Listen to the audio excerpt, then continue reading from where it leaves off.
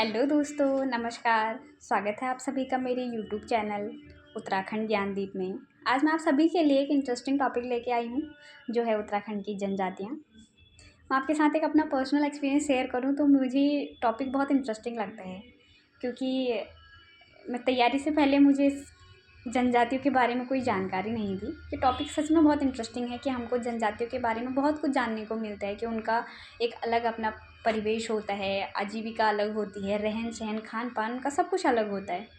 तो वो जानने के बारे में हमको मिलता है, तो ये टॉपिक थोड़ा-सा इंटरेस्टिंग है। तो चलिए शुरू करते हैं आज की क्लास। आइए जानते हैं जनजातियों के बारे में। पहले जानते हैं कि हम जनजातियाँ किन्हें कहेंगे। जनजातियाँ उन मानव समूह को कहा जाता है जो सदियों से जंगल, पहाड़ व दूरस्थ क्षेत्रों में रह रहे हों। इनकी अपनी विशिष्ट पहचान होती है, परंपराएं अलग होती हैं, रीति रिवाज, बोली, भाषा इनका अलग होता है और ये जो है हमारे शहरी जीवन से बहुत कम प्रभावित रहे हैं। ये अपनी आजीविका के लिए कृषि, पशुपालन और शिकार पे आधारित होते हैं। 1965 में केंद्र सरकार ने एक लॉकर समिति बनाई इन जनजातियों की पहचान के लिए। इस लॉकर समिति की ही सिफारिश पर 1967 में उत्तराखंड में 5 जनजातियों थारू, जौनसारी, भोटिया, बोक्सा और राजी को अनुसूचित जनजाति का दर्जा प्राप्त हुआ। हमारे राज्य उत्तराखंड में सर्वाधिक आबादी वाली थारू जनजाति है और सबसे कम जिसकी आबादी है वो राजी जनजाति है। हमारे राज्य उत्तराखंड में सर्वाधिक अनुसूचित जनजाति की आबादी जो है वो यूएस नगर, उधमसिंह नगर में निवास करती है और सबसे कम आबादी इनकी रुद्रप्रयाग में है। और सर्वाधिक शिक्षित जो ये लोग हैं ये रुद्रप्रयाग में हैं और सबसे कम शिक्षित जो हैं वो हरिद्वार में हैं। 2011 की जनगणना के अनुसार राज्य में इनकी आबादी जो थी वो 2,91,903 थी। तो ये जो हमारी कुल आबादी है उत्तराखंड की उसका 2.9% है। आबादी के अनुसार इनका घटता क्रम है, सबसे अधिक आबादी वाली थारू, फिर जौनसारी, उसके बाद बोक्सा, फिर भोटिया और सबसे कम आबादी जो है वो राजी जनजाति की है। आइए जानते हैं थारू जनजाति के बारे में। थारू जनजाति हमारे कुमाऊं क्षेत्र की सबसे अधिक आबादी वाली जनजाति है।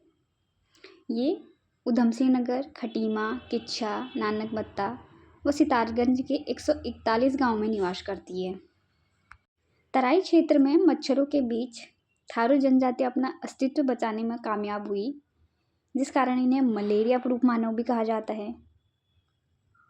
ये इस जनजाति के लोग स्थायी कृषक, पशुपालक व आखेटक होते हैं। इसका मतलब कि ये कृषि और पशुपालन सबसे ज़्यादा करते हैं। और 90% जो थारुओं की आबादी है वो उधमसिंह नगर में ही रहती है। आइए जानते हैं थारुओं की सामाजिक व्यवस्था के बारे में। थारुओं में राणा, कठरिया, डांगरिया, जेगिमा, प्रतिमाह आदि उपजातियाँ इनकी मिलती हैं। ये कई गोत्रों में विभक्त होते हैं, जैसे बड़वायक, रावत, बट्ठा, महतो, डहेत आदि। थारू जनजाति में पुरुष जो हैं वो हिंदुत्व के प्रतीक के रूप में अपने सिर पर चोटी रखते हैं। ये लोग हिंदू धर्म को मानते हैं। इसका मतलब इस समाज में बड़े परिवार यानी कि इनमें जो है वो एकाकी और संयुक्त परिवार की प्रथा प्रचलित है इनमें। तो ये बड़े परिवार जो संयुक्त परिवार हमारे होते हैं उनको चलाने के लिए एक योग्यतम पुरुष चुना जाता है परिवार से, जिसे एक गंधूर कहते हैं। और तलाक के लिए ये लोग उरारी शब्द का प्रयोग करते हैं। थारू जनजाति के लोग कद में छोटे, मंगोल प्रजाति से इनको सर्वाधिक निकटतम इनकी जो माना जाता है वो मंगोल प्रजाति को माना जाता है। थारू को किरातवंशी माना जाता है। इससे पहले वाली वीडियो में मैंने आपको बताया था कि उत्तराखंड में जो पुरा प्रजातियां हैं उसमें किरातवंशी भी थे। तो इन लोगों को उन्हीं से संबंधित माना जाता है। और ये अपने आप को जो है महाराणा प्रताप के वंशज मानते हैं थारू लोग। और इनकी महिलाएं अपने आप को चित्तौड़ की रानी पद्मावती की वंशज मानती हैं। पद्मावती जी जिनने जौहर किया था, ये अपने आप को उनकी वंशज मानती हैं। इनकी अपनी कोई भाषा विशेष नहीं है। ये भावरी, मिश्रित पहाड़ी, अवधी और नेपाली भाषा का ही प्रयोग करते हैं, यानी कि जिस क्षेत्र में रहते हैं वहीं की भाषा का प्रयोग ये लोग करते हैं। थारू लोग उजिली और अंधेरी होली भी मनाते हैं।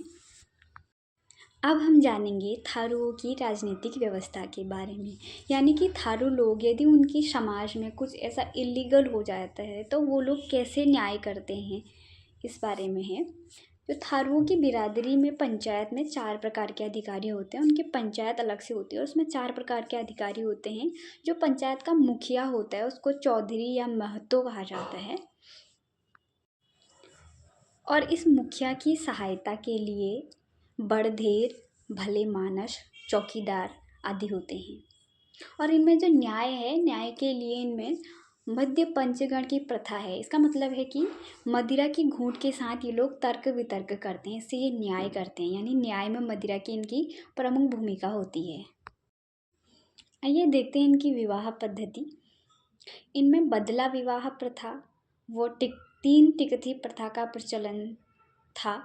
बदला विवाह का मतलब था कि बहनों के आदान प्रदान की ये प्रथा थी, और 3 टिकथी में एक दूसरे की बहन की जगह किसी भी रिश्तेदार की लड़की से विवाह किया जाता था। जब दोनों पक्षों के मध्य विवाह तय हो जाता है तो उसे पक्की पौड़ी ये लोग कहते हैं, और सगाई को ये लोग अपना पराया कहते हैं, और विवाह तिथि तय करने वाली रस्म को बात कट्टी कहते हैं। इनके विवाह माघ या फुलौरा दूज में होते हैं। माघ यानी कि जो अब महीना ये 14-15 तारीख से लग जाएगा, इस महीने में इनके अधिकतर इनकी शादियां होती हैं। थारू समाज में विवाह के बाद जब लड़की स्थायी रूप से लड़के के घर आती है तो इस रस्म को ये लोग चाला कहते हैं। इनमें विधवा विवाह का प्रचलन भी है, और विधवा विवाह के अवसर पर जब लड़की का पिता अपनी बिरादरी के लोगों को भोज कराता है तो इसे ये लोग लठ भरुआ भोज कहते हैं। और विधवा विवाह में थारुओं में चुटकुटा और उठान विवाह, ये 2 तरह के विवाह इनमें विधवा विवाह में प्रचलित हैं। जैसा कि मैंने आपको पहले ही बताया था कि इनकी वेशभूषा, इनका भोजन, इनके त्योहार, इनकी परंपराएं, रीति रिवाज सब कुछ अलग होता है। तो ये जानते हैं इनके त्योहार, वेशभूषा और भोजन के बारे में। इनका प्रमुख त्यौहार जो है ये वैशाख या जेठ महीने में मनाया जाने वाला बजहर त्यौहार है, और दीपावली को ये लोग शोक पर्व के रूप में मनाते हैं। होली ये लोग 1 माह 8 दिन तक मनाते हैं, जिसमें ये लोग ढोल और झांझ का प्रयोग करते हैं वाद्य यंत्र के रूप में, और स्त्री और पुरुष मिलकर खिचड़ी नृत्य करते हैं। पुरुषों का इनका परंपरागत वस्त्र जो है वो लंगोटी है। मुख्य भोजन इन लोगों का चावल और मछली है। तराई वाले क्षेत्र में रहने के कारण भी इसका एक ये कारण हो सकता है कि इनका मुख्य भोजन ये है। और पेय पदार्थ इनका जो है मदिरा और तंबाकू है। चावल से ये लोग एक पेय पदार्थ बनाते हैं, मदिरा, जिसको ये लोग जाड़ कहते हैं। इनकी धार्मिक परंपराओं में थारुओं के परिवार पितृवंशीय हैं, लेकिन इनकी महिलाओं को पुरुषों से अपेक्षा उच्च स्थान मिला हुआ है। धान की बुआई के लिए ये लोग हरिया पूजा करते हैं, और नवरात्र में दशहरा पूजा करते हैं। इष्ट देव में इनके खड़गाभूत व पछावन देव हैं। थारू जनजाति के लोग छोटी माता या चेचक की बीमारी को दूर करने के लिए माँ शीतला देवी की पूजा करते हैं, और फसल की रक्षा देवी इनकी जगमतिया देवी है। और ये लोग काली माता, भूमिया व कोरो देवी देवताओं की पूजा भी करते हैं। अगली है हमारी जौनसारी जनजाति। जौनसारी जनजाति जो है वो राज्य की दूसरी सबसे बड़ी जनजाति व गढ़वाल क्षेत्र की सबसे बड़ी जनजाति है। जौनसारी लोग जो हैं वो राज्य के पश्चिम जौनसार बाबर क्षेत्र, टिहरी के जौनपुर व उत्तरकाशी के परग नगाना क्षेत्र में निवास करते हैं। देहरादून में सबसे अधिक निवास करते हैं। देहरादून के 358 गाँव में ये लोग रहते हैं। इनकी मुख्य भाषा जौनसारी है, लेकिन कुछ लोग बाबरी, हिमांचली और देवधारी भाषा का भी प्रयोग करते हैं। हिमाचल से ये क्षेत्र लगता है जौनसार बाबर क्षेत्र का, इस वजह से ये लोग बाबरी हिमांचली भाषा का भी प्रयोग ये करते हैं। जानते हैं इनकी सामाजिक व्यवस्था के बारे में। जौनसारी लोग जो हैं वो अपने आप को पांडवों का वंशज मानते हैं। जौनसारी समाज 3 वर्गों में बटा हुआ है, खसास, कारीगर व हरिजन खसास वर्ग में। खसास वर्ग में जो है वो ब्राह्मण व राजपूत लोग आते हैं। कारीगर वर्ग में सोनार, लोहार, बढ़ई, मोची, कोल्टा व कोली आदि। जौनसार समाज जो है पितृसत्तात्मक समाज है और इनमें संयुक्त परिवार प्रथा पाई जाती है अभी भी। आइए देखते हैं इनके विवाह परंपरा और इनकी वेशभूषा को। इनमें जो विवाह होता है उसे ये लोग जजोड़ा कहते हैं। पहले जौनसारियों में जो था वो बहुपति विवाह का प्रचलन था, लेकिन अब इनमें बाजदिया, बेवाकी व बोयदुदिकी विवाह प्रचलित है। जो बाजदिया प्रकार का विवाह होता है वो सबसे शान शौकत वाला है, जिसमें लड़की पक्ष से वर पक्ष के घर बारात जाती है। और जो बेवाकी जौनसारियों का है वो विवाह वो साधारण पद्धति वाला है और बोयदुदिकी विवाह मध्यम स्तर का विवाह है। ये लोग गाय को दहेज के रूप में देते हैं। इनमें अविवाहित लड़कियों को ध्यानती व विवाहित लड़कियों को रयांती कहा जाता है।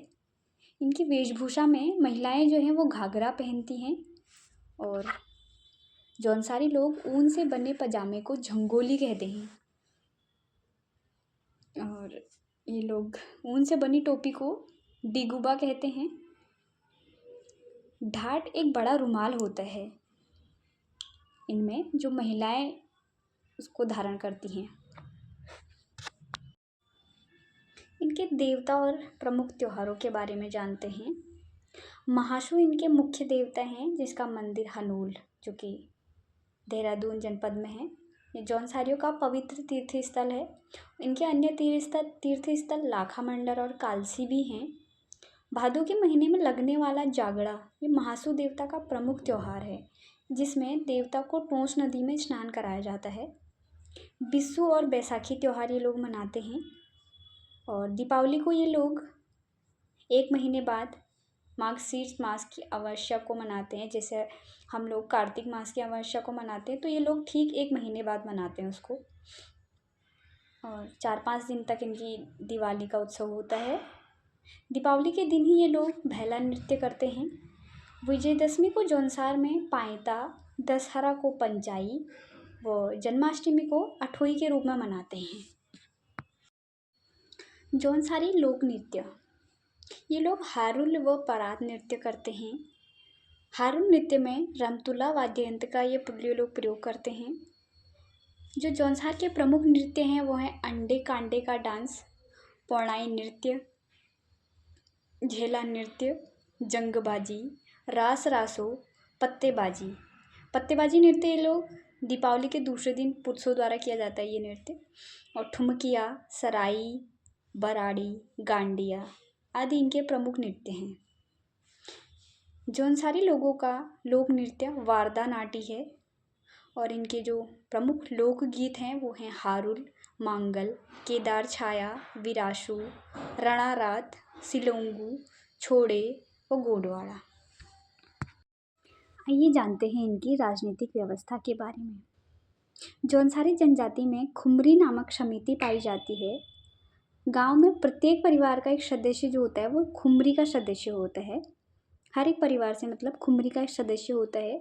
इसके मुखिया को ग्राम सयाना कहते हैं और खुमरी के ऊपर खत खुमरी होती है, जिसके मुखिया को खत सयाना कहते हैं। खत खुमरी में 2 या 2 से अधिक गांवों के बीच दीवानी मामलों के समाधान के लिए समिति बनाई गई है। तो दोस्तों आज 2 जनजाति कंप्लीट हो गई हैं, थारू और जौनसारी। इनके बारे में डिटेल्स जानकारी मैंने आपको प्रोवाइड कर दी है।